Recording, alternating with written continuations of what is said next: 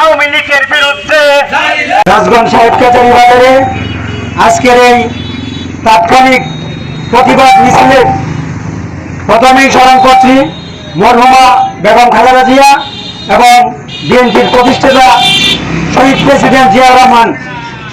সংগ্রামী সাথী ও বন্ধুরা আমার, আপনারা সকলেই জানেন বাংলাদেশ জাতীয়তাবাদী দল বিএনপির চেয়ারম্যান এবং গণপ্রজাতন্ত্রী বাংলাদেশ সরকারের মাননীয় প্রধানমন্ত্রী জননেতা জনাব তারেক রহমান এই দেশটাকে একটি সুন্দর সুন্দর রাষ্ট্রে পরিণত করার জন্য আপ্রাণ চেষ্টা চালিয়ে যাচ্ছেন। এই দেশটাকে নৈরাজ্যে পরিণত করার জন্য যে ফ্যাসিস্ট পালিয়ে ভারতে চলে গেছে তার দোসররা এই দেশকে অস্থিতিশীল করার জন্য, শান্ত বাংলাদেশকে অশান্ত করার জন্য গভীর ষড়যন্ত্র করছে।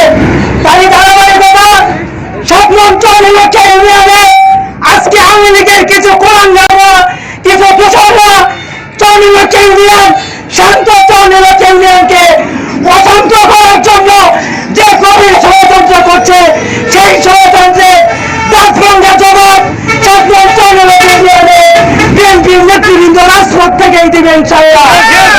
সংগ্রামী সাথী বন্ধুরা আমার, যে নেত্রী স্বৈরাচারের নেত্রী পালিয়ে ভারতে চলে গেছে তার দোসররা যেভাবে বাংলাদেশে অশান্ত করার পরিবেশ সৃষ্টি না করতে পারে আমরা সবাই সজাগ থাকবো।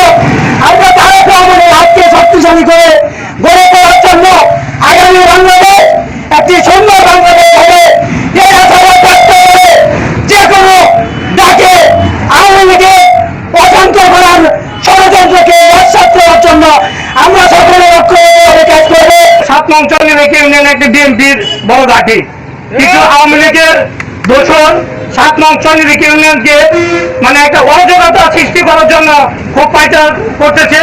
আমরা ইউনিয়ন বিএনপি সাতমঞ্চল ইউনিয়ন তাদেরকে কিভাবে প্রতিহত করা যায়, জবাব দেওয়া যায় তা কিন্তু আমাদের ভালো মতো জানা আছে। সাতমঞ্চল ইউনিয়ন বিএনপি আওয়ামী লীগকে যে প্রতিহত করা যায় সেভাবে প্রতিহত করা দেওয়া হবে।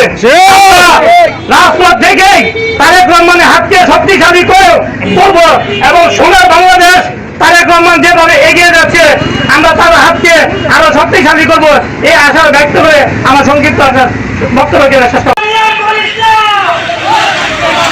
করব।